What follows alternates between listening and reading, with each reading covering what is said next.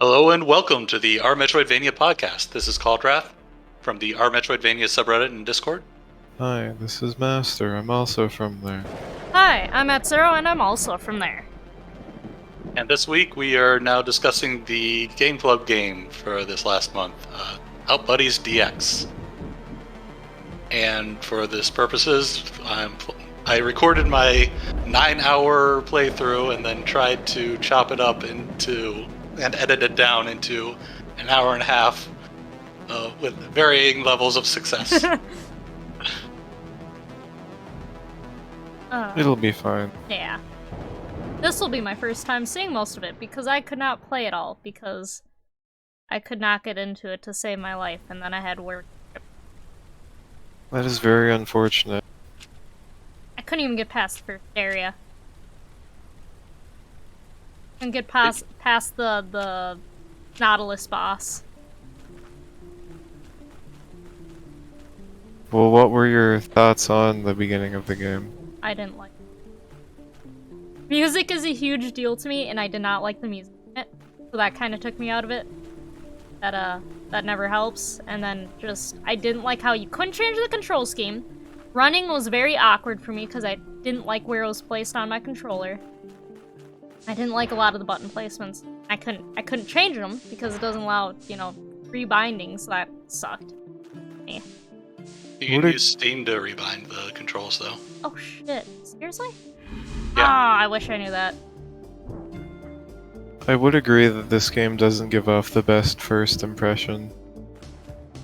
It does, at first, feel very clunky to play because of its strange control scheme and because of the general nature of the gameplay, which we can start discussing if you'd like.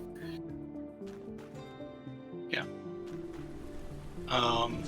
So yeah, the basics are the stuff you start with mobility-wise is run, dodge roll, you can wall jump, let's see, what else? Regular jump.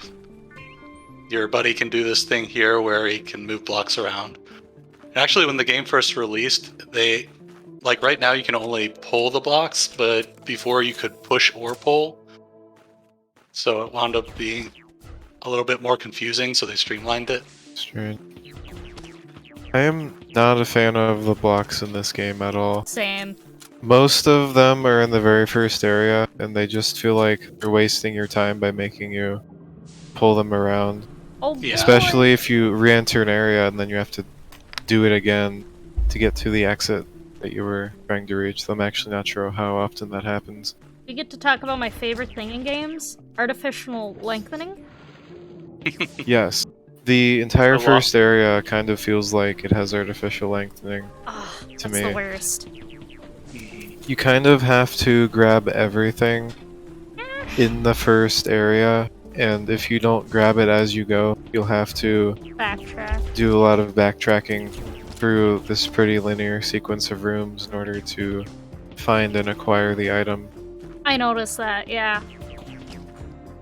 I think I was Yeah. actually almost right at the very end of the first area too, because all I had to do was fight the Nautilus, get the upgrade that I did see. I watched a little bit of a video. Get the upgrade that was right behind there, and I think I was done. Example is I believe you need level 3 hacking to actually start. By level 3 I mean you collect 3 of these items that increase.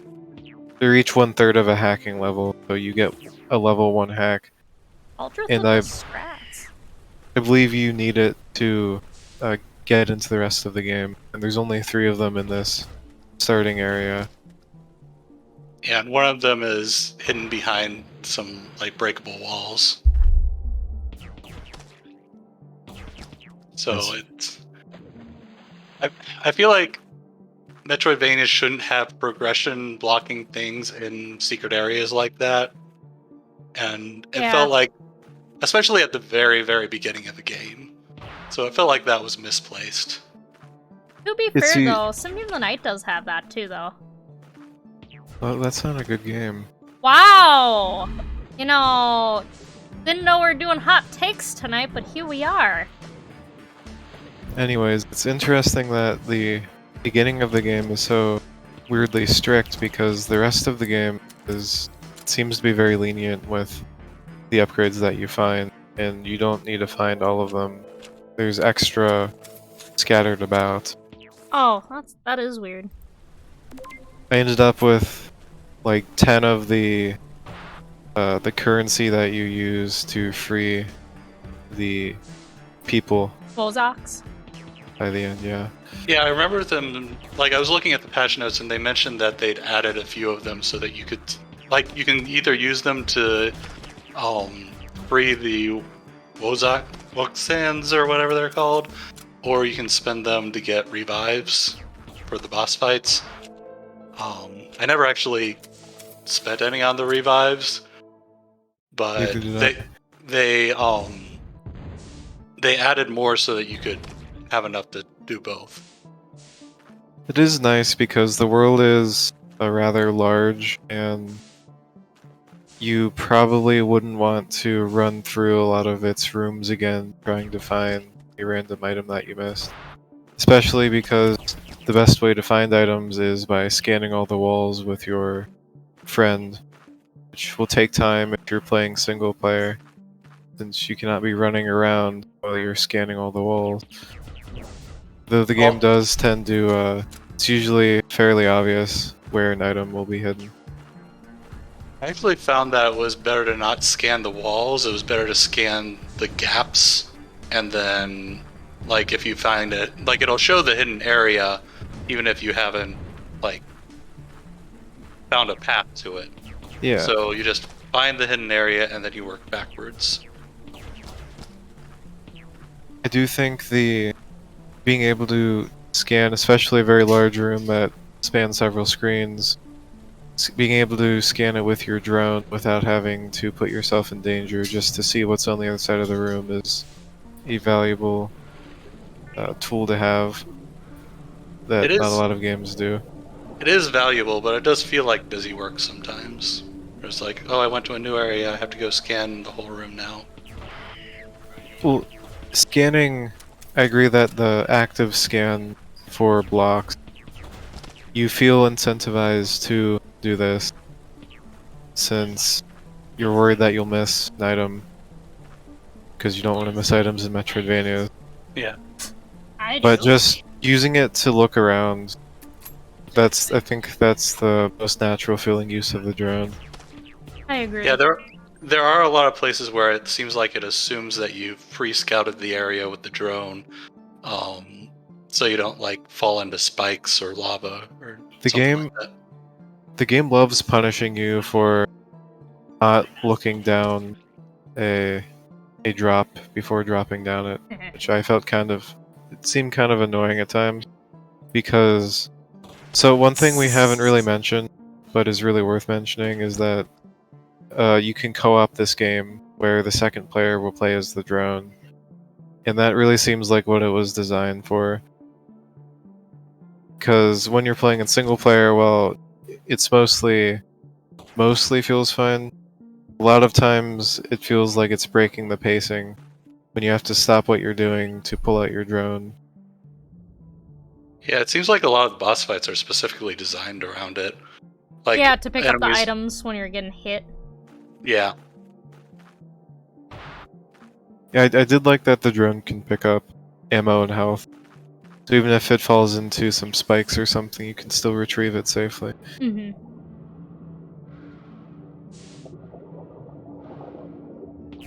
Oh, it never really explains the drone controls to you. No, I spent like 5 minutes trying to get out of the drone. I'm like, how the hell do I get... I even looked it up and no one had an answer, and then I finally just somehow tilted up at the right angle or something, and then it's like, oh, that's how. Okay. Didn't you enter it by tilting up? Yeah, but I'm used to games where it's like a back button. You didn't try tilting up again? I did, but apparently it didn't work. Either I didn't do it right or something happened, but yeah, no, then it started working. It was weird. I did notice a few times it seemed like the stick was inconsistent with the input. Yeah. Sometimes it seemed like it was pushing up, but maybe it was slightly diagonal and it did not register it. Interesting. Yeah, and did you know that you can sprint with the drone? Yes, of course. I didn't know that, but I also did.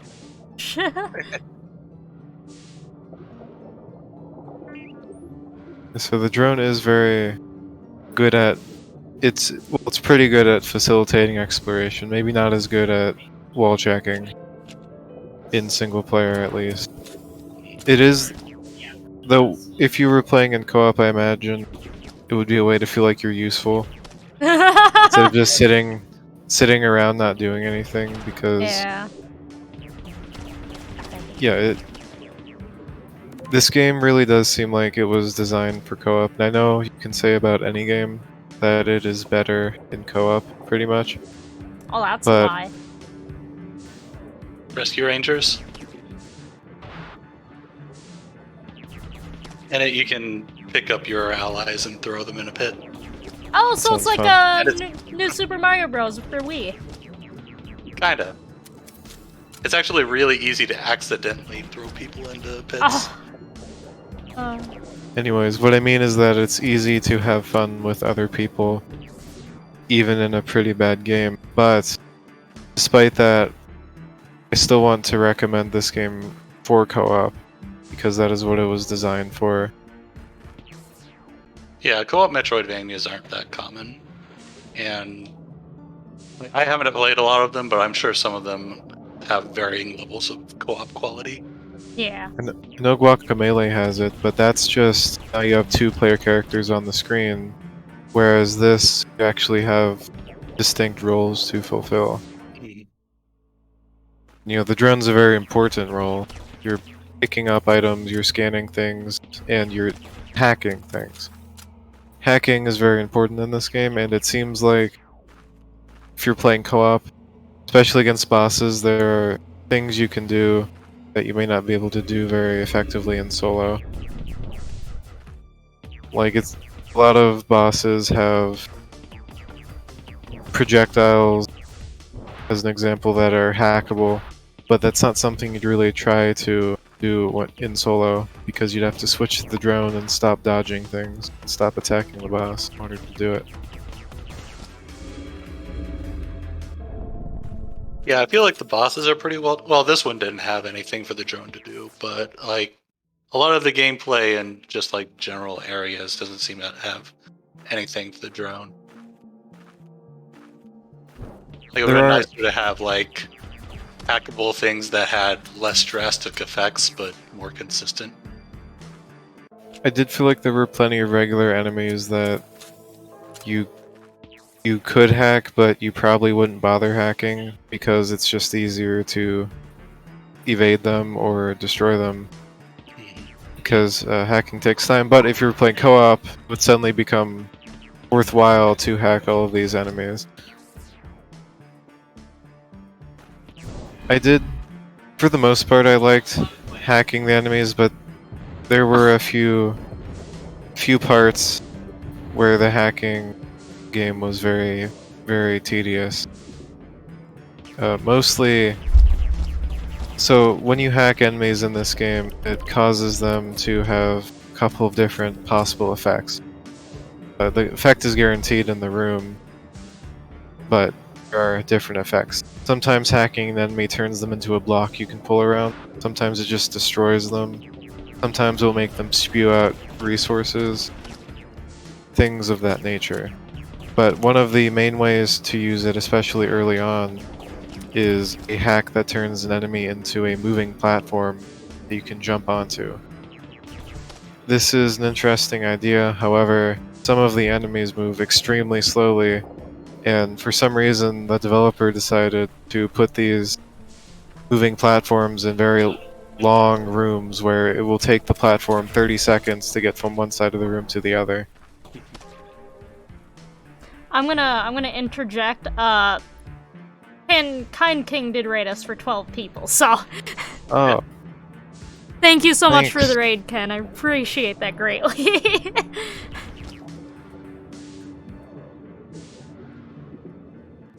Tonight we're talking about Outbuddies. It was the Game Club Game of the Month, so we're going over it and just pretty much talking about it. Those 2 nerds beat it. I did not.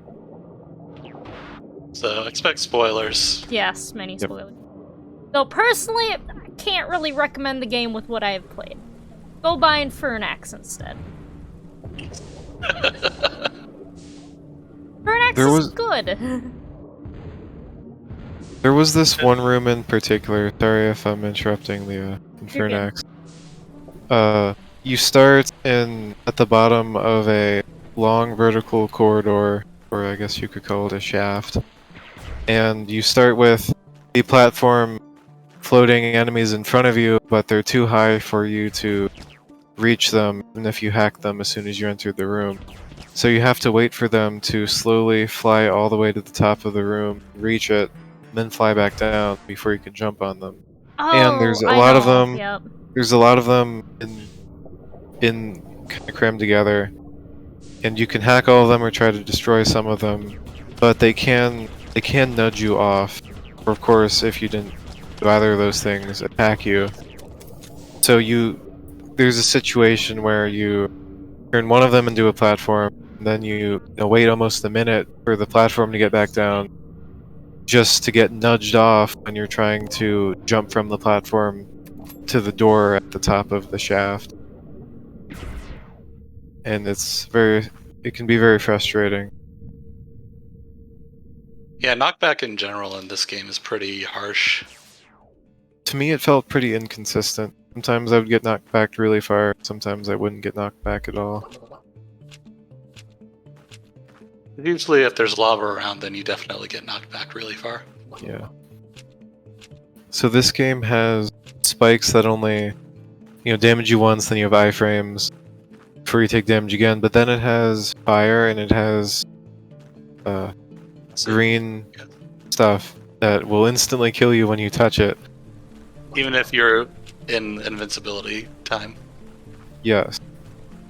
One of the upgrades you get later is actually a morph ball that makes you immune to these effects, but only while you're in morph ball. So some of the challenges are getting through enemies while remaining in morph ball, not getting hit, because if you get hit, it'll knock you out of morph ball and you will perish. Die. And it also so there's another upgrade you get later that seems to have added invincibility frames to the roll. I guess it was the saw roll, whatever it was called. So you already have invincibility frames on your roll, but the spin blade, when you hit an enemy with it, it refills your steam meter, so you can just keep rolling. Maybe I'm wrong. You turned into Sonic. Yeah. Kinda, Maybe but I'm you're wrong, but invincible Sonic. Oh my It god, seemed- Super Sonic. it seemed that when I got the morph ball upgrade, if I rolled while in the fire, it would instantly kill me, but after I got that upgrade, I could roll in fire and it wouldn't kill me. It might just be that once you have that, it lets you stay in morph ball after you roll.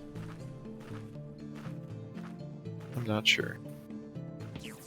But yeah, not the best platforming challenges, I feel. Also, that got upgraded a lot. Like, they made it do twice as much damage. And made it so that from release compared to how it is now, it does twice as much damage. It refills your steam whenever you hit anything with a roll, and it also refills your steam when you wall jump. The refilling steam when you wall jump is huge. Yeah. Though also refilling steam when you roll. It's the equivalent of the space jump in this game for a couple reasons. One is that it just lets you climb a whole lot of walls because you can infinitely wall jump, whereas previously you can only jump off a wall once, or if you have a double jump, twice. And the getting the steam back when rolling through enemies is huge because it lets you spam your dodge roll through a boss and become effectively invincible with only a very, very small number of frames where you can actually be hit. I remember there was a point where I was trying to go through some fireballs upwards, and I was able to just keep spamming the wall jump, and then just go through them forever. I believe that was the intended way to get through that room, which I find interesting. That the most powerful, essentially, final upgrade you get just gives you tons of iframes. Doesn't really make you feel that much stronger. Just better at dodging things. Well, you can also use it offensively. Just roll into an enemy, go back and forth. You can. That's certainly useful, but that to me that didn't feel as useful as the iframes. And also, I think I got that one a bit earlier. Like, this game's pretty open in the order that you can get the upgrades. So I think the Caridium Charger was the last upgrade I got. I ended up going what felt like the wrong way a lot of time. Going through areas in reverse order, which can be a little bit noticeable sometimes. There was one particular segment where I had to climb down a room filled with fire and nasty one-hit kill things just to get to a passage that I could only get through once I had that. The Caridium Charger is the Morph Ball Dash, right? Yeah. Yeah, I know exactly what room you're talking about, and it's probably the worst designed part of the game. So, an important thing to know about the design of this game is that you autosave on entrance to every room, which is really helpful a lot of times, but it's really not helpful when you climb down this area where you're meant to have a certain ability, get to the hard gate, and then have to climb all the way back out without having that ability. And it's harder to get out than it was to get in. So much harder.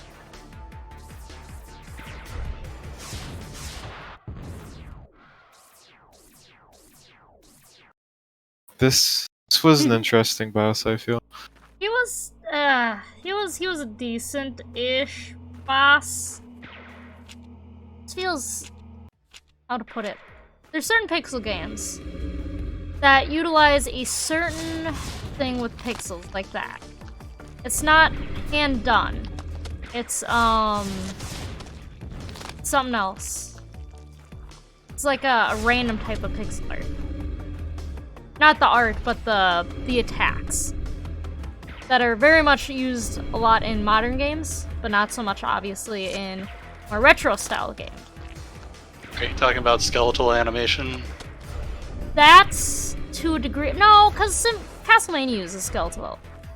Okay, you can't say that something's bad and then go, oh No, wait, no, that's not what I Symphony of the mean. Night had it, so it's gotta be good. No, that's not what I'm talking about. The spray. Oh, that. The spray, yeah, that. Not the skeletal That's animation. Particles. Yeah, the particles, thank you. I hate that. I guess, oh Jesus, that's skit. That did a jump! I am not a fan of particles, to a degree, depending on how they're used. If they're in Castlevania, they're fine, though. No. In 99% of the games, I do not like them. Because, in my opinion, they make pixel art look like trash. Yeah, I don't think they mix well with pixel art. No. I'm not saying they can't mix well with pixel art. It's very, very rare that they're done right. Yeah. I agree. They usually work well with 3D. But Yes. You can tell this game had limitations with its visual budget. I mean, I think that's fine. Was this a I think it was a what was single this made in? developer. I honestly don't know. 2015? Or what was it made in? I believe it was. Oh, what was it? I'll find it. It's probably Game Maker. Something like that. I think it was something similar to Game Maker, but not Game Maker. But anyways, I don't have any problems with the visual design in this game. Really, they had a visual theme. They mostly stuck to it, and they made things look distinct from each other. Well, they were clearly going for a Metroid look, but then they did some things like particles where they were putting in like more modern things. I'm sure particles were just easier to do than, and it would have been too much work to make better looking effects. I think that's reasonable. Mhm.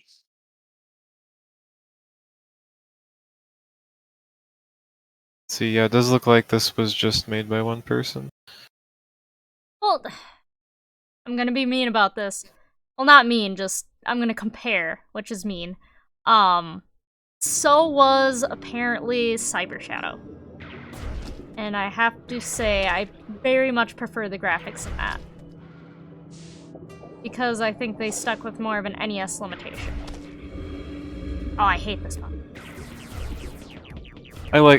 I think this guy looks neat. They don't look bad. I'm not saying that this game looks bad. However, there's certain things that I can tell they just either didn't have time or didn't care about. Like the climbing up animation is very stilted. And it feels just bleh. And also shooting from the climbing up thing, like you have to press, you press away to like start aiming away. But then if you want to start climbing again, you have to press towards it. You can't just like press up or down. Yeah.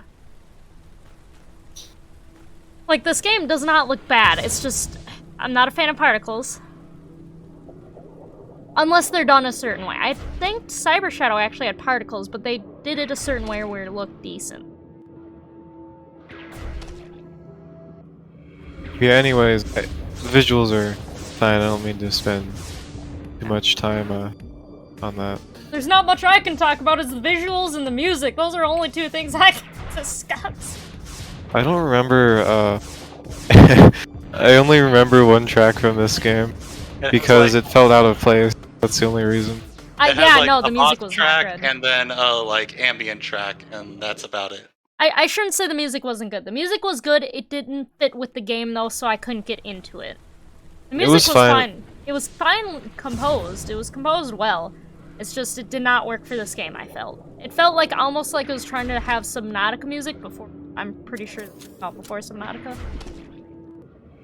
But that was the vibe. Oh, sorry. Oh, that's fine. Just maybe it's just me, but I found the music very easy to ignore, which isn't necessarily a bad thing. For me, it's that clearly is a terrible thing. An exploration-based game, and you know they try to be ambient. No. If I'm playing an exploration-based game, I should have bangers all the way. Thank you. Infernex has bangers. Castlevanias and Metroids have bangers. I'm sure it's just the vibe they were going for. I know, and I didn't vibe with the vibe. Metroid has bangers, but it also has a lot of just ambient music where it's very subdued. I think Super Metroid did have a few. Not like Dread did, though. Dread had a lot of ambient. Yeah, so if I were to change the music, I would want more memorable tracks, I suppose. But that's also something I don't really care too much about, just given the constraints of the game.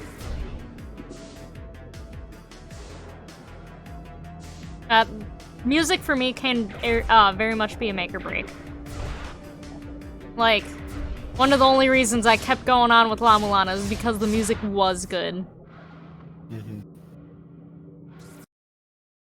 Also, yeah, this boss really sucked.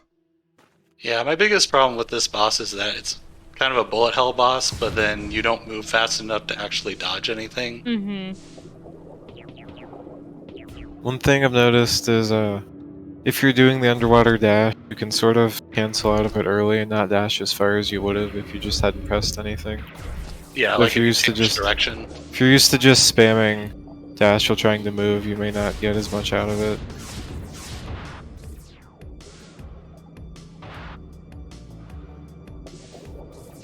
Did we go over all the upgrades in this game? No, we did. We mentioned the homunculus, which is the morph ball, the Caridium charger briefly, and the spin blade. suppose we don't need to go too in depth with them. Oh, I did. The Ceridium Charger was interesting. Also, the way that the upgrades were structured was interesting. I feel. Your upgrades pretty much either passive or it's something that's tacked on to one of the 4 weapons that you get in the game. Like you get a morph ball dash of sorts that also functions as a spider ball, but you use it by charging up your electric gun, which is interesting, I think. Though it may also have been done simply because it kind of made sense and they had some constraints with binding keys.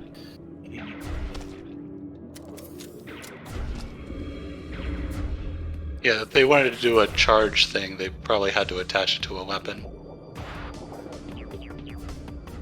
Yeah, the 4 weapons were interesting though. I think they had their own purposes. Although there was never a charged missile, I don't think. There was not. I'm not sure if it really needed one though. So there is your standard weapon, which is just the green plasma attack you can also charge up to do more damage. You have your missiles, which are basically what you use if you want to quickly dispatch tougher enemies or for spamming against bosses. Like in You get- Metroid. Yeah. You get an electric shooting weapon that it travels across the ground for a short amount of distance after it impacts the surface. But Cool. that distance gets extended if it touches an enemy, and it can actually do a lot of damage to a group of enemies Oh, nice. in that way. It was very satisfying sometimes to destroy 5 or 6 enemies crawling along some surface with that weapon. Yeah. Plus, because it had the ground effect, you could hit enemies from weird angles, generally be less precise with where you hit them. Mhm. The other weapon we haven't yet mentioned was the you could say it's the equivalent of an ice beam. It's a bubble gun that you shoot at enemies to temporarily freeze them in place. You can use them as a platform. And then the charged version of that, which is a separate upgrade you find, shoots a large cluster of these bubbles, and each of the bubbles can freeze an enemy. So it's very useful for either the charged attack can be useful for freezing a group of enemies, but it also does more damage and unfreezes a frozen enemy, which can be pretty good damage. But mostly, the upgrade was useful for platforming, essential for some platforming. I just found it very useful for freezing tougher enemies and running past them before they can attack me, because you don't get that much more powerful combat-wise in this game until the very end. So, and you don't get more health either. So the tougher enemies are still a threat, even mid to late game in an earlier area, which made the ability to freeze them extremely useful. Yeah, I'm actually kind of glad I didn't, because I have a feeling I wouldn't have enjoyed it, even if I did get past the first area. I love my health upgrades, because I like getting hit. I like tanking things, and for that I need health, and there's no health upgrades. That's... So there is something kind of like a health upgrade where the Wuxen or whatever they're called, if I'm not sure exactly how it works, but they will come help you with bosses and like bring health packs to you. I'm pretty sure it's based on the number of them that you've saved. Hmm. I'd assume that saving more increases the frequency, or maybe there's just a certain threshold where saving a couple will give you these friends to give you health on bosses. It's very consistent though, especially on the final boss. every 20 seconds or so, or maybe even less, a Wozen will jump down with a health upgrade. And if you're in danger, you can basically just spam your iframe dodge as much as possible until the health upgrade friend arrives. The health refill friend arrives, and you get one more hit that you can take. Yeah, once you get the spin blade, it's pretty ridiculous how much, like how many iframes you have available.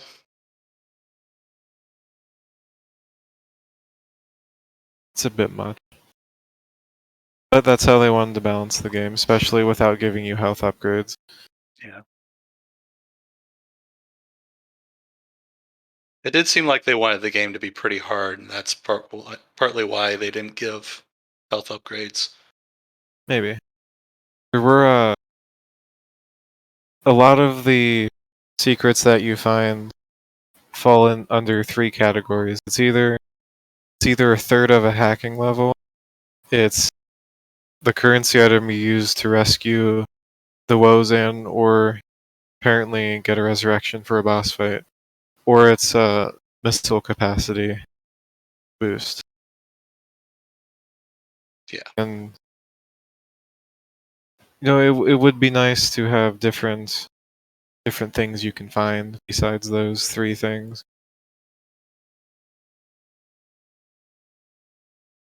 Did you find the ancient core?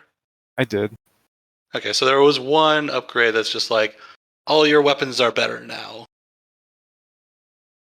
And that was a completely optional upgrade. Yeah, that was certainly useful. And it makes sense to have that near the end of the game.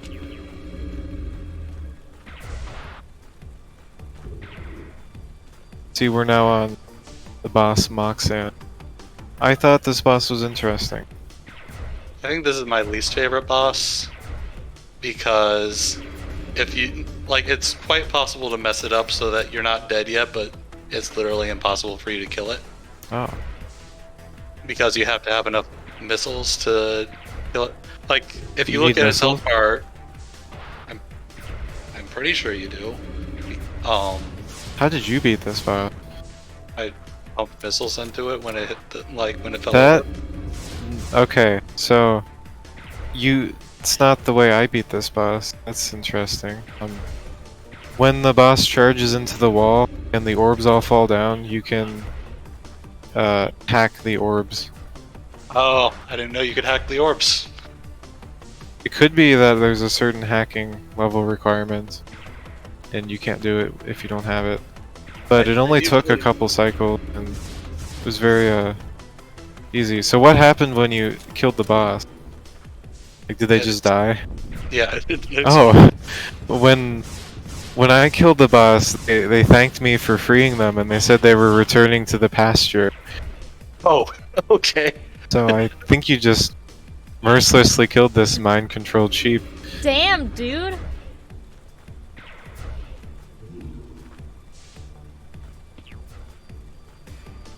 He just Mario 1. Destroying all the blocks.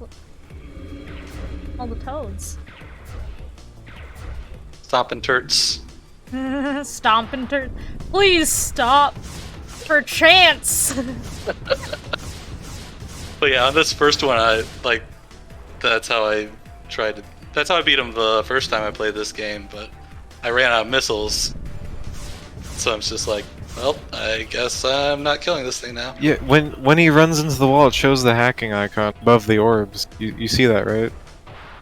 It does. Yeah. Oh, well, it's fun that you have an option for how to defeat the boss. I think that's interesting. Not something I realized you could do. I thought it would just regenerate too quickly to kill it. It does if you try to use anything that's not a missile. Apparently, Cauldrath chose war. Violence. Yeah. Yeah. Such a cute, cheap thing. How could you do that? Oh. I guess I see the indicator now. Oh, jeez, dude. Merciless. Wow. Okay, we all know who the psychopath in this group is then. I feel guilty So just watching this. the indicators were not there in the original version. Like both the the hands pointing at the walls, and I'm pretty sure the hacking indicator wasn't there either. The indicators were definitely needed, I think, for just in general. It can be frustrating when you encounter a boss for the first time, then he does some screen clearing attack, and you were on the wrong end of the screen and you die. Yeah. Though, with the autosave after every room, free fighting bosses isn't usually so bad. Yeah, they actually added a thing where it'll refill one of your health every time you die. So like when when the game first launched, whatever the health you entered the room with where you died is the health you would respawn with, and now it's that +1. I see. Yeah, they definitely made some nice changes to make the game, I'd say, fairer. There's the acid. Man, I do not like.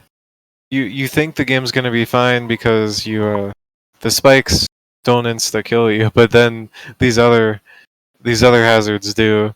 Mm-hmm. Yeah, I'm not a big fan of Oh. instant kills in Metroidvanias, but with the No. instant respawns, it's a lot more tolerable. Yeah, that's not as bad. It's not like you're going back to a.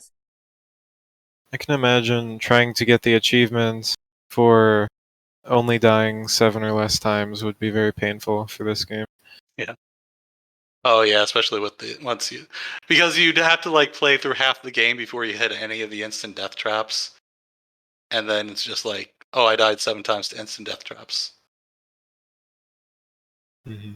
Or getting unlucky with certain RNG, like the fireballs falling, Mm-hmm. which, from what I could tell, it was always RNG. So the boss that had the falling fireballs, when the game first came out, the fireballs would be falling from the time that you um like entered the room. Like the boss didn't have to spawn yet. So there's that spot that you had to jump over, and it could spawn a fireball while you're jumping over the gap, and it would just fall on you and kill you. Yeah, I think that's still the case. Fireballs spawn before you talk to the boss. Though it didn't, I think it caused me much grief, but definitely got hit by fireballs. Yeah, this room does look exceptionally terrible. I might have gone to this room after I had the wall jumps. Yeah, I don't remember. that'll make it a lot Maybe easier. not. Having the infinite wall jumps just makes everything less tedious. You don't have to do the block puzzles anymore. Yeah. But yeah, the infinite wall jumps are new, so.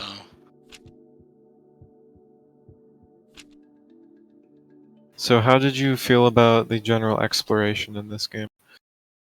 So I like how open it was, and then like being able to do things in different orders. But then there's just like a couple spots where you have, like we mentioned it before, where you like go really deep into some rooms just to find out that you can't progress, and that is pretty disheartening. The only big time I remember that happening was at one room we discussed earlier. I don't remember anything significant otherwise. There's one other room where it felt like that. Trying to remember what it was. I probably couldn't like describe it very well. I enjoyed this boss as well, where you have to roll into the bomb, or I guess double jump into them.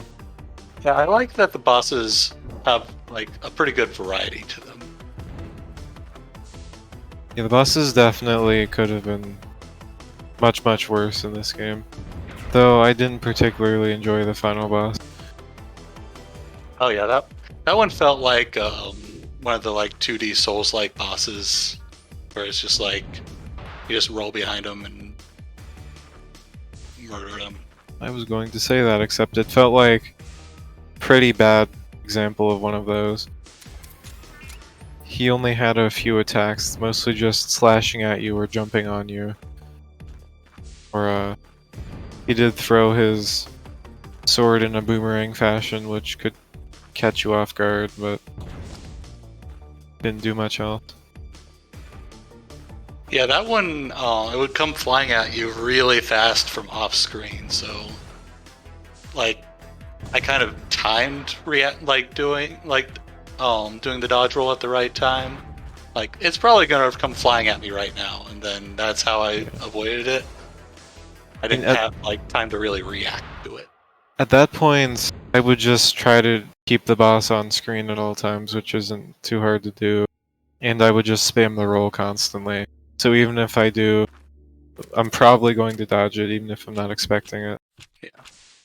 Well, the boomerang thing, it would be off, like even if you kept the boss on screen, it would wind up off screen. I mean, when it comes back. Yeah.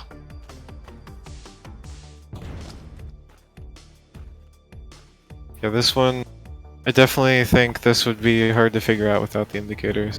Having to roll into the bombs. Though eventually you would end up doing that. And I don't think I ever used the double jump to move the bombs, though that seems really effective and probably fun. It seems like... the roll is definitely the more effective one, but the double jump does help. It seems like some of them are hackable too. They have that circle around them, though I never actually did that because you kind of have to jump all over this arena in order to dodge the bomb. I actually did attempt to hack one of them, and it didn't really do anything. Like in the first run, the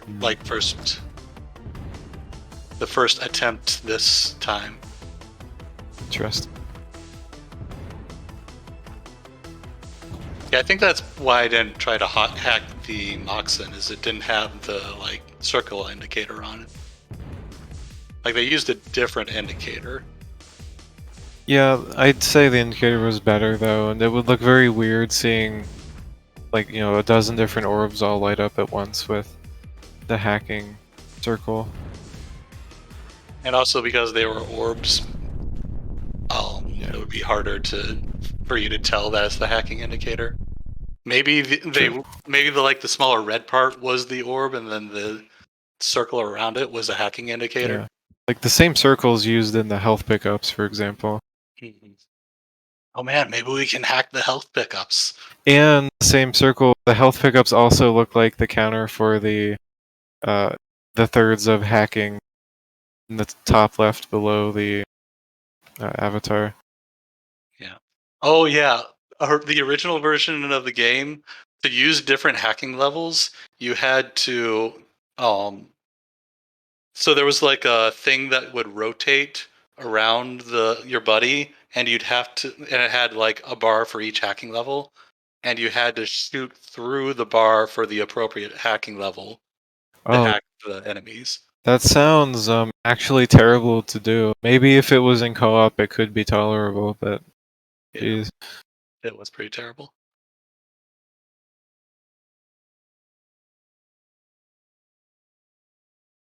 I actually remember that part way through, and I'm like, wait a minute, was that like another ability that I have to unlock that I forgot about?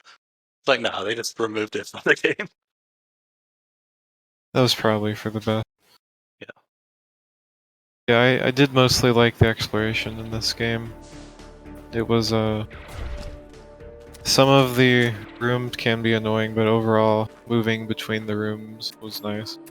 And exploring generally, I was able to explore in such a way where I never really felt like I had to backtrack that much, just because there was an alternate path I could take through an area. So if I saw that there was a corridor I hadn't explored between two areas, but I knew that I was coming that area later, I sort of planned my route so that I would take that unexplored path. Though a couple of the corridors did feel a little too corridory and thrown in. Like just these random long empty hallways connecting some areas kind of as late game shortcuts. Yeah, that's what I feel like they were, is like they were put there for people who like already know the route to like connect to the next area. It's also interesting that so you have teleporters in this game that you use several times, and sometimes you use them as shortcuts. So they have both teleporters and regular corridors as shortcuts. Yeah. Tam Tam was I believe, the first boss I fought after getting out of the first area, which was a little difficult. Not sure when you fought them. F. Well, it was one of the last ones I fought, so. Yeah. But yeah, I pretty much only used missiles in the normal role, so. Yeah, this area is really annoying. Yeah. Like those enemies explode when they die, and if you get hit by the explosion, then you'll instantly die. Because of acid. It's pretty Oh, you get a little enjoyable. short flight. Okay. Yeah. Much as you have Steam. You didn't get Yeah, Steam jetpack. upgrades though, did you? Nope, no Steam upgrades. Ah, that No, would've been but a you good do idea. replenish it more. Quickly. And yeah, I mean Well- those count as Steam upgrades, surely. Well, the spin blade thing makes it so that you refill your Steam when you do certain things. I'd say it's a Steam upgrade. Yeah. The jetpack's kind of useful. It's good for some situations and for making some jumps easier than if you were doing double jumps. But since both the double jump and the jetpack use your Steam, it's not the most useful thing. So it is more efficient than using the double jump.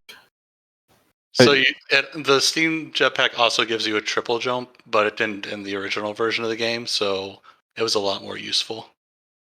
I see. I liked something random. I liked how you could change the opacity of your visor in this game. I didn't even notice that. You can have a cyan looking face. You seem to have the purple one, or you can basically just see some floating eyes. I chose the floating eyes. You're able to change it in the menu, and I was going to mention this earlier. Can we please talk about the icons that this game uses and the general UI, because it's so bad. Okay. I'm glad you hate it as well, because I do. Icons aren't always clear on what they mean, and it's fine for... They kind of made very small, 8-bit looking, for lack of a better word, icons for like tutorial messages that represent certain abilities or other things. Those could be a little bit hard to parse at times, but because of the context, you still know what they're talking about. But when you're looking at any of the menus, really, especially the map, it does not properly convey what it should. The map really needed a key to explain what was happening in it, because it took me a while to realize what the icons over rooms meant. And So the mini-map isn't very useful either. No, it is not. the mini-map could be worse. It is a little bit strange. Could be better though. But the full map, so Oh, I thought someone was the big playing. thing to know about the map is that certain icons will appear over a room, but only over the top left corner of the room. And you'd think that icons would appear like where in the room the thing is. So seeing an icon appear in it looks like a different part of the map because it's just a really big room when you do something is a little confusing at first. So when you do something like unlock a teleporter or save a Wozan or unlock a door, there is a green key symbol that appears on the top left corner of the room. And when you find an item in a room, there will be a cyan icon also in the top left corner of the room. That's what those icons mean on the map. Oh, Ever that's get a good look at it, yeah. Yeah, it's stuff that you've already found, so it's not very useful unless you're consulting a guide, and then you can like look at somebody's completed map and be like, okay, I don't have the icon for that. Yep. Like it would be more useful if like clear meant you had all the items in the room. It would.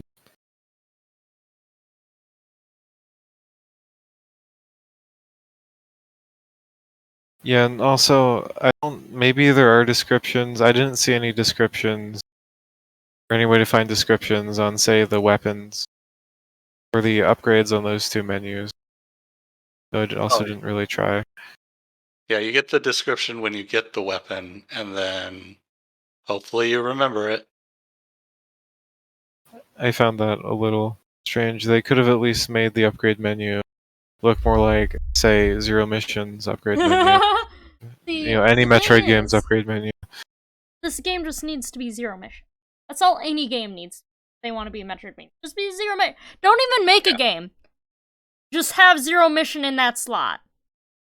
We do need some Zero Mission clones. We do. We don't have those. We just got our Castlevania 2 and Zelda 2 clone. We need more clones of other games. Like Hollow Knight.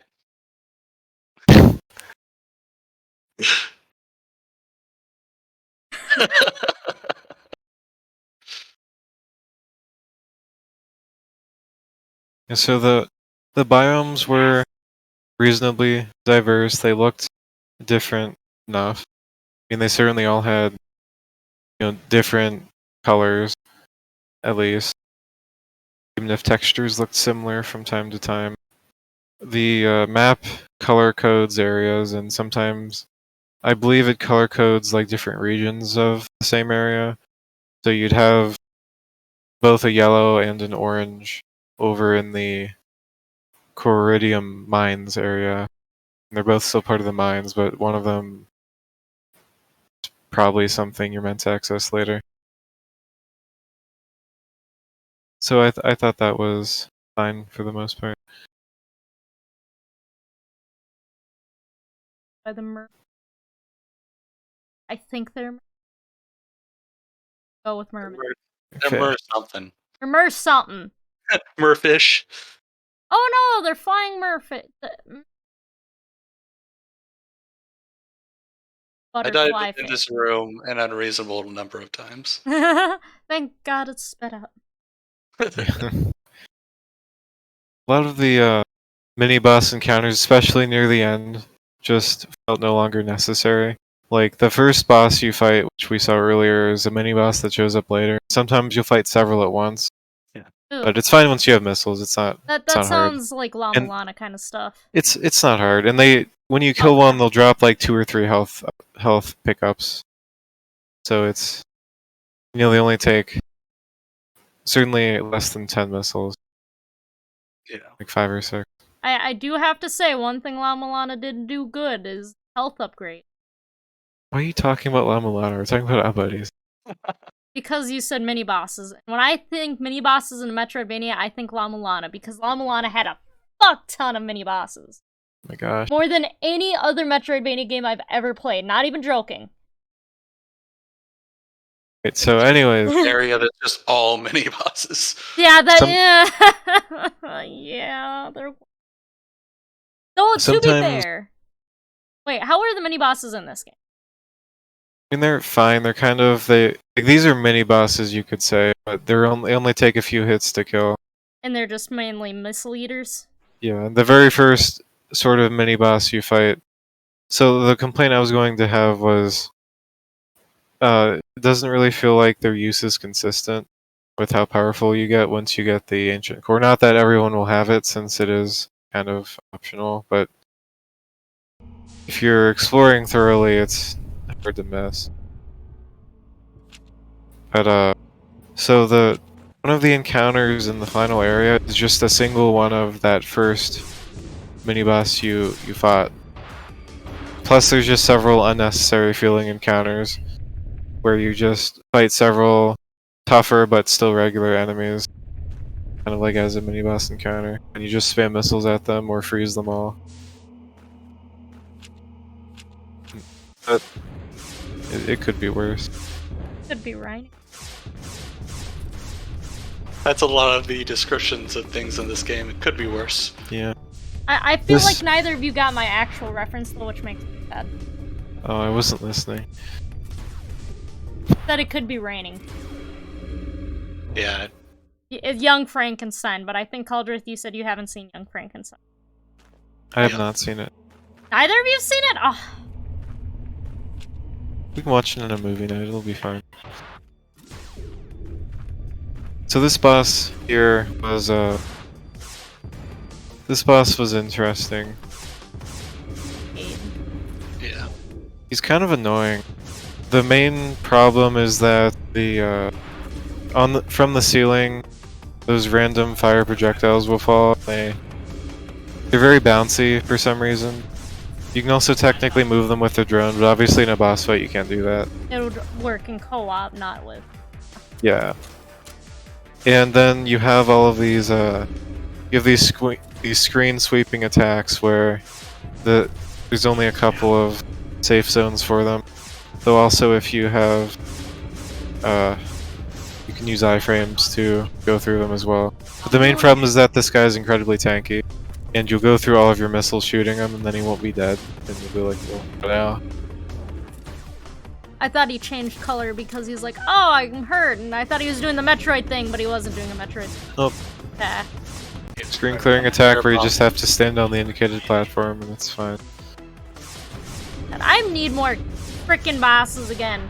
Not many games do that, where they change the color, you know, when you're attacking them and killing them, and I love that in video games. It's great. I think it's a great indicator. If you don't have a health bar, that's the next best thing. It's better than health bar. First kill the immersion. Hey, when I get cut, my body turns red because I got cut and I'm bleeding. And that's what the bosses in Metroid do. They turn red because they're bleeding. Logic. Yeah, the other thing about that boss is, like, the telegraphing isn't very great if you, like, aren't familiar with it. Like, where the slash attacks are going to be going. Yeah, you have to look at the indicator. Which or didn't dodging exist everything. before. It was just like, you had to notice that if he put his hand up all the way, then you have to go down. And if he, like, leans forward slightly, then you have to go up. Mm-hmm. I think the indicators were a cheap way to perhaps get around some poor telegraphing. Yeah. Another drone mechanic that we can see demonstrated is that sometimes there are invisible blocks that will appear when you scan with the drone or when you're on them. And there are also blocks that will hurt you, and I don't believe you can tell those apart from the other certain type of block that doesn't hurt you until you scan them.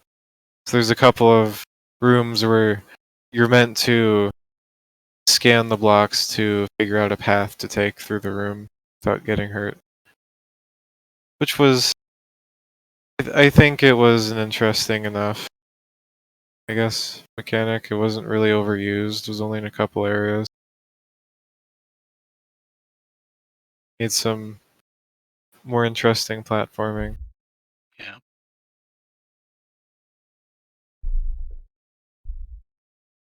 And these, like, wall crawling enemies are only in this last area. Fortunately, they do, in most, I think there's one room where they didn't, but there are platforms you can stand on and be safe, which is important when you need to use the drone for things. Yeah. Although there were some times that they'd, like, bug out and then fall off of the wall and onto one of those platforms. I noticed that they were inconsistently on walls. When I reset the room, sometimes they'd be on a different wall. I'm not sure if that means that it fell off one time or what. Yeah, they can fall off of the walls that they're supposed to be attached to. Mhm. So I kind of like the use of the bombs in this game. I like being able to just place bombs on walls, as well as the Yeah. game has a pretty generous. If you're close to an enemy and you try placing a bomb, it will place the bomb on the enemy. Though if the enemy moves quickly, it won't blow up in time. yeah. It's still pretty useful, and it is satisfying to jump and place a bomb like on a wall or something. Though it was a little inconsistent at times, especially when I'm trying to wall jump and place a bomb above me, which I later realized might actually not be intended, because it seemed like I went to some areas early by going into the area through a secret exit chute. So I'm pretty sure this game they did intend for there to be a lot of sequence breaking. Like you got the Ceridium charger early in a way that I didn't even know existed because there was that like bombable wall. Yeah. I think that's nice, though. It also doesn't necessarily feel like there's a lot of a sequence to break. Like I wouldn't really feel the satisfaction of going to a certain area early, because I don't know, a lot of it's pretty open. You can go a lot of places early.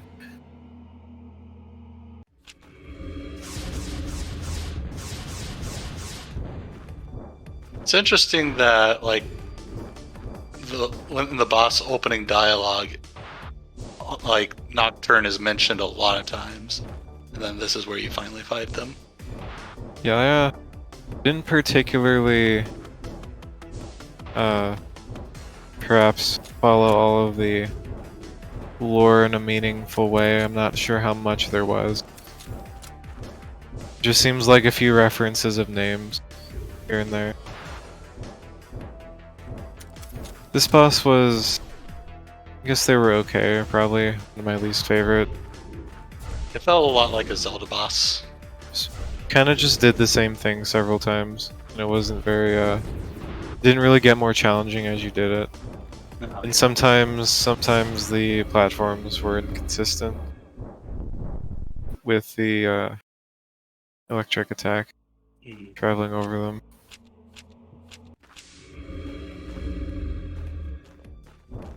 Something I just remembered, that boss earlier spoke to you in an alien language, and now I wonder what that said. If it was translatable. Because this boss obviously is speaking to you in English. But something else, if the boss is right on top of one of the switches you need to hit, you have to wait for him to move, because he'll block the electric attack. Which is kind of annoying.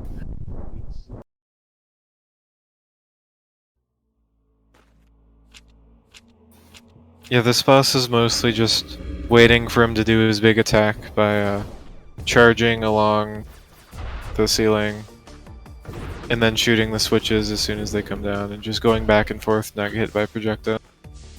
Yeah, it's I like really like it. if you can manage to not fall down, then it's a lot easier.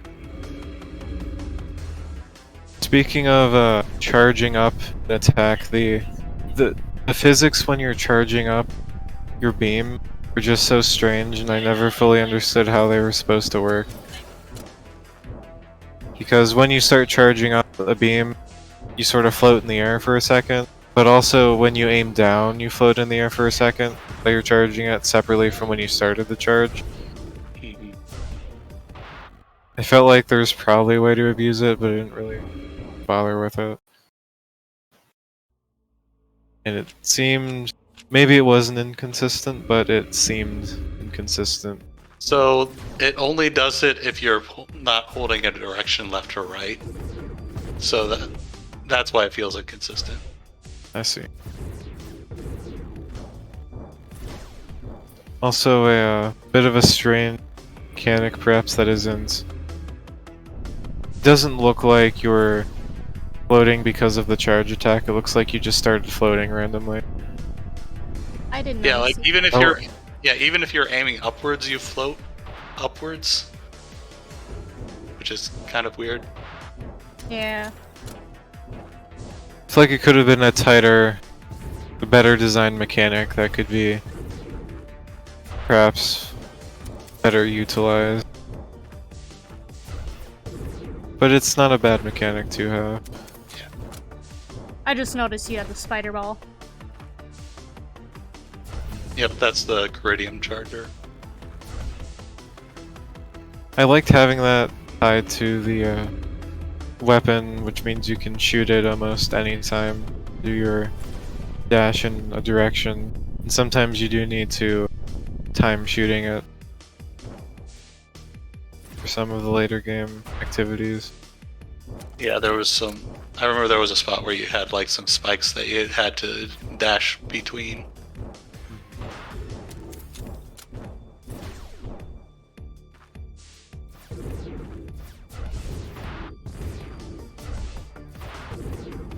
The enemy variety in this game was pretty good. I mean, early on it was pretty limited, but then it kind of felt like maybe you'd be seeing those same enemies the whole game. But then they did introduce more enemies in each area. Yeah, the biggest problem is that a lot of the enemies were really similar to each other. Yeah. Well, to be fair, that's also Metroid. I'm not sure if I would agree with that. I mean, there are several types of crawlers, but I mean it's fine. A lot of the large enemies, I mean, they had their own unique attack that was different from other ones. You had the crabs that would shoot at you. You had the guys who would throw bombs at you. Just throw those things, like, man, they have good arms. Those guys were scary. You had the, what were the other large enemies? You had Walkers? You had the really annoying ones that burrowed into the ground. So I'd say this game had a reasonable variety, and I was surprised with how much it did have by the end.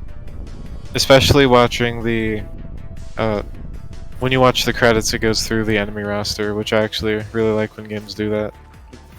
And I was like, wow, this game actually did have a lot of enemies in it.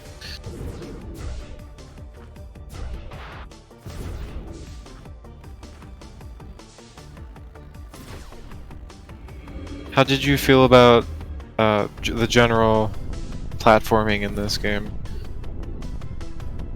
There were some times that I felt like I should have been, like, I had pressed the jump button and it didn't respawn, but that was fairly rare.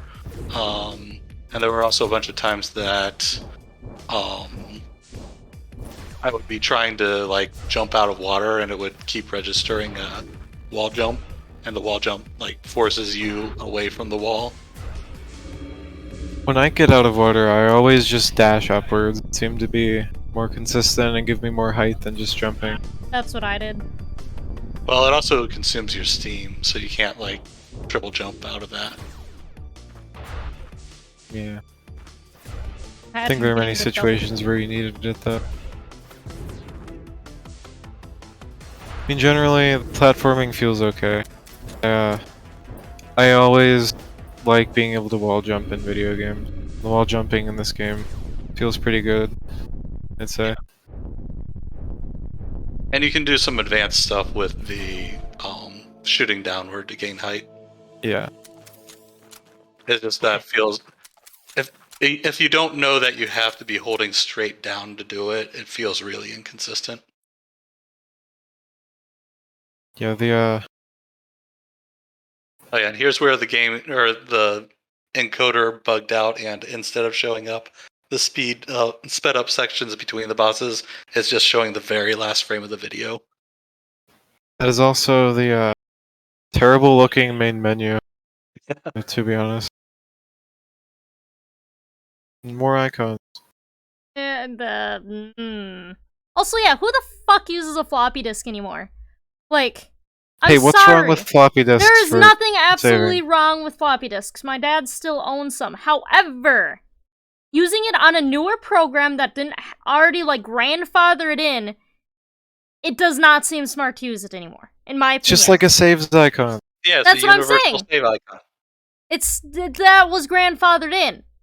This is a new game. Just say Look, save. man. Just say save. No, Look, man, everyone. He's an icon. Floppy disk is not going to die. it's not, and I understand that. I But do not want that icon to go away. We're not canceling the floppy disk, okay? they could have done something either different, or they could have made it smaller. They could have made it like you don't even see the circle, which makes it sad. Like seeing the disc. Yeah. Okay, so you're thinking of the Type A floppy disk and not the Type B. Type A's are cooler. Eh. Oh, argue with me. Do it. I haven't talked much. I have a lot to say. Type B's store more. Yeah, but they don't look as cool. I remember getting Quest for Glory 4 on 9 floppy disks. And I have to shove one in and then install. Take one out, shove the next one in, install. Until the whole thing got in there. Pretty terrible. Anyways. Platforming, early on it definitely had a little bit of a learning curve just because the physics perhaps felt a little strange. Mm-hmm. But something you can get used to. And also just knowing to sprint everywhere all the time is useful. Though there's also a bit of strangeness where you have to be sprinting on a block for some amount of time before you can do a longer jump. Mm-hmm. And sometimes, especially early on, you'll have to sprint on just a single block and then jump off of it to land somewhere. Is that the final boss? Yep. Yeah. Damn. There's a lot of floating triangles. He has like a triangle fetish or something. So, what I'm getting from what his little speech said, this is literally just La Mulana but underwater. Not really. Am I wrong? I mean, it is an origin of civilization story, but it's not like... I wouldn't call it La Mulana. His body is rotting and decaying. You know who else's body was rotting and decaying? Ooh. The final boss of La Mulana. That's spoilers.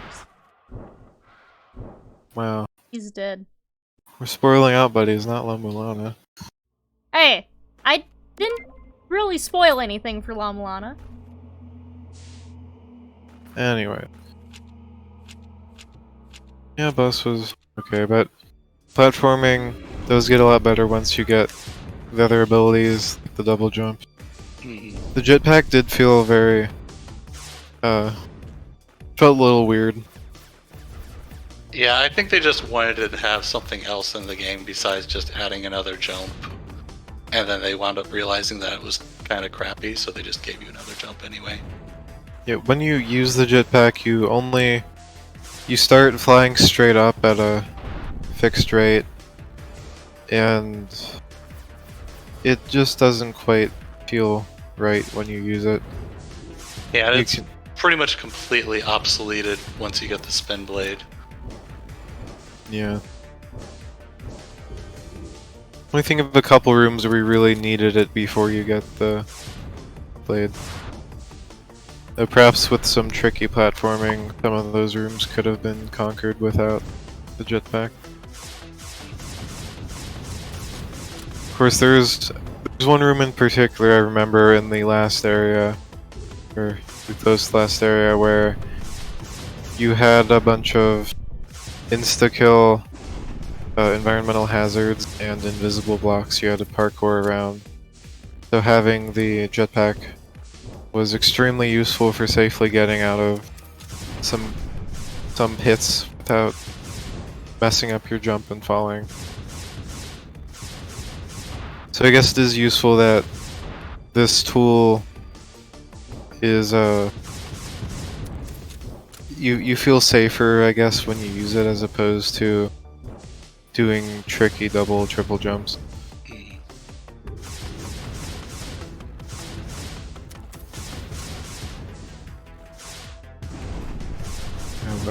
So I get, it was useful for that. No, I don't think it was very useful otherwise. Yeah. Yeah, it's one of those things that was way more useful in the base game, and then they just made a bunch of changes that obsoleted it.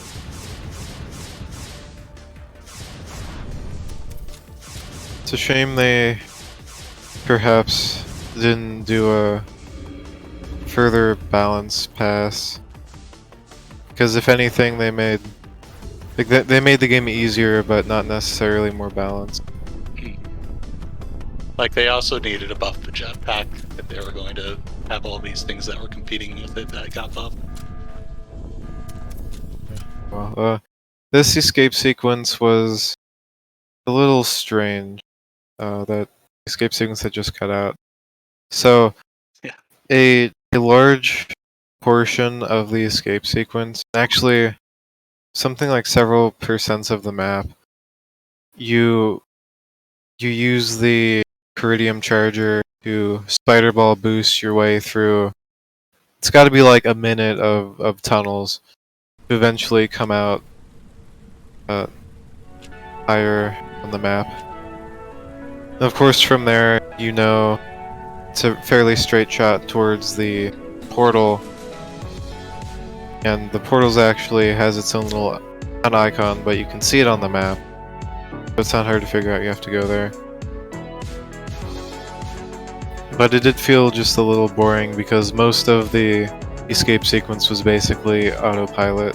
I guess you could have just decided to continually roll through those passages while in your morph ball, but I don't think it would have been faster.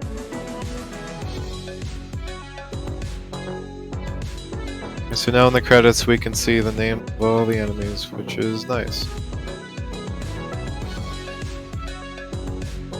Yeah, the first time I did the escape sequence, I actually went to the Wozen village. Well, I tried to rescue them. Was there anyone there? Help. Oh no. Did you make it to the portal in time? Nope. Had to go do it again. Fight the boss again? Yeah. It's a shame.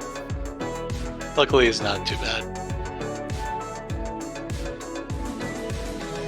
Oh no, we did have help with quick alert. They, like, after the game was released, they had a bunch of, like, people add additional stuff to the game. Gotcha.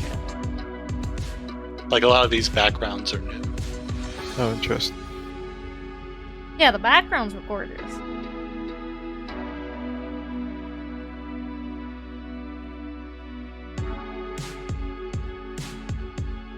Interesting seeing the different ways that people can deal with enemies that I might not have thought of, like freezing the enemy and then jumping on them and placing a bomb on their head. That's just piling on them. It's not really effective. Hey, it could be effective. Maybe bombs do more damage to frozen enemies. I haven't tried it. We don't know.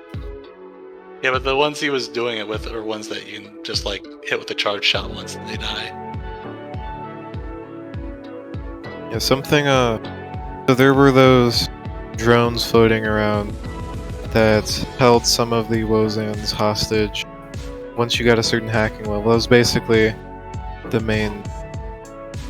the main things that the hacking level gated, was that you could only free these guys once you had, like, what, hacking level 3 or 4?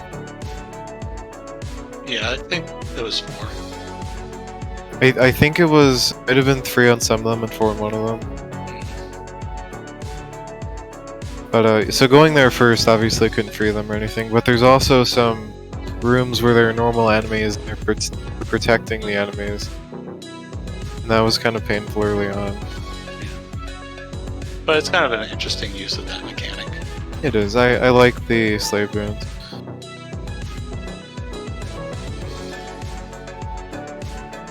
I mean, all the enemies felt fairly unique.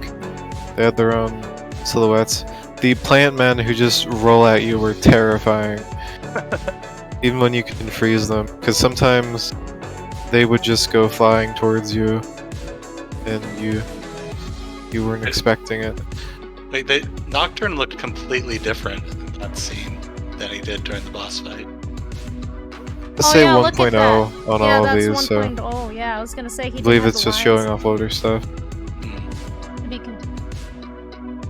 I'm gonna say probably not. At this point, probably not. Yeah. Yeah, so it's you and Wozan on some foreign planet. Thought the dialogue was kind of strange at the end because it implied that you weren't going through the portal with them. Hmm. It was like, well, where am I gonna go? I guess I'll die. Yeah. Yeah, so the story, which we haven't really talked about, it's fine. There's clearly some amount of passion put into it, though the game is pretty light on the story. Yeah. I did like the Wozan. You were incentivized to help them. You know, they weren't annoying or anything. They were resourceful, and they sacrificed themselves to give you health. What bros? I do wish there was something more like direct and like when you rescue enough of them, something would be mentioned somewhere or I agree. I think rescuing them, that would be a great place to put lore. yeah. Just a few sentences of something, even if it felt a little out of place. The game is very light on lore, and they could have put more into it. Mm. I think because it certainly perhaps if they structured the game differently, they could have had more story in it. Yeah, it seemed like the bosses were supposed to be like some sort of elder gods or something like that, which would indicate they've been around long enough that there should be lore about them. Mhm. Or if you'd think the Wozen would talk about them or something. Mhm. The They unfortunately didn't have very much dialogue, or if they did, it was something like, "Oh well, the teleporter's broken. It goes here if it wasn't broken. Hey, thanks for fixing that teleporter. I can go visit my brother." Yeah. Yeah, so the game has like a main hub of sorts. You don't really go there for any particular reason. It just happens to be a Wozan village that has teleporters connecting to Wozan outposts and other biomes. So you go to those outposts, and then from that side you can reactivate the teleporter, which is convenient fast travel. That's the main place where there's teleports, though there are some random ones scattered around, which honestly they could have cleaned up placement a little bit, maybe made it more consistent. Sometimes there'll be a portal that just teleports you to like the end of. You'll go to the end of a linear passage and it's a dead end, but there'll be a portal that takes you back somewhere else. And I noticed there were a couple of portals that seemed kind of redundant around the first area that you unlocked. That maybe they were more important early on in the game. Yeah, I think that's the case. Something random I forgot to mention. I liked how this game did the thing where you can't immediately return to the first section of the game Oh until yeah, you and get then you more come stuff. and then you have to go back and then it's a late game area kind of. It wasn't really a late game area, but it did have important connections to other places. And Well, I think you needed the bubble blaster to get back up there. you could get up there once you have the double jump if you use the like shoot downward to get elevation thing. I never tried that. Yeah, I am a fan of when games do that. Have But multiple different ways to get to an area or just returning to the starting well, area. both. I mean, returning to the starting area is usually it can be very boring, or there's no reason to do it at all. Hmm. But if you just make it so that you know there's something up there, but you can't get back to it right away because say you fell down somewhere, that's an incentive. Like, hey, I can't reach that area anymore, and I know there's stuff up there. I want to figure that out. It seems that we're at time.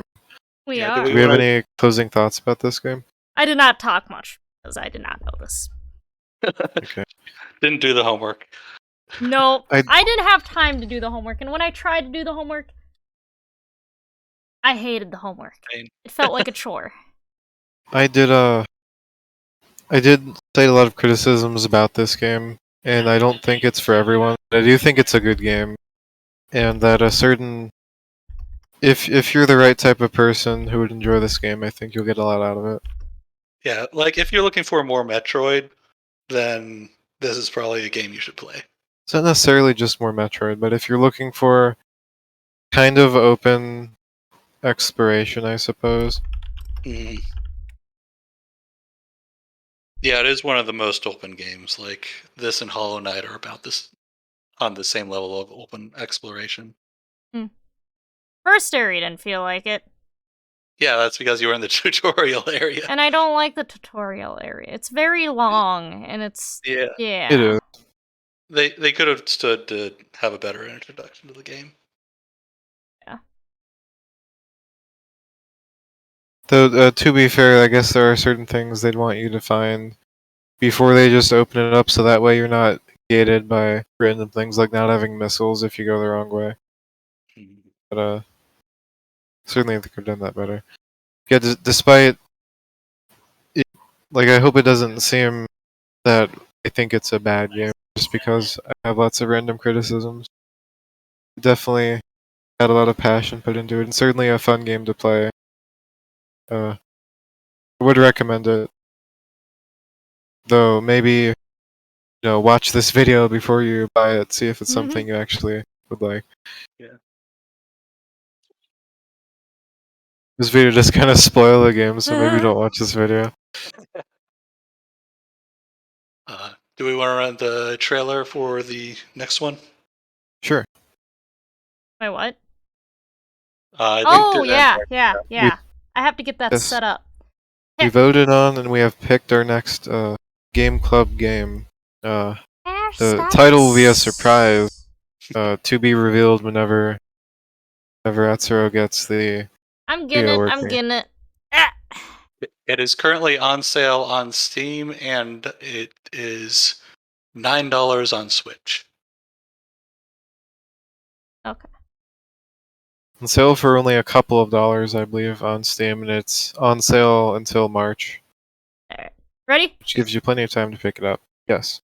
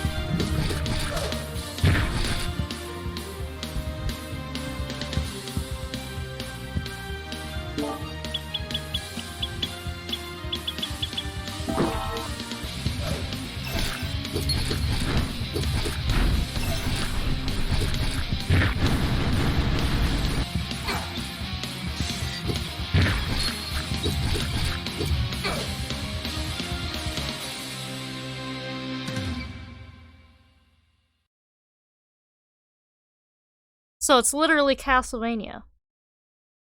I'll Hey, approve that's- of that. We I went have to from make that assumption. literally Metroid to literally Castlevania. What do you mean?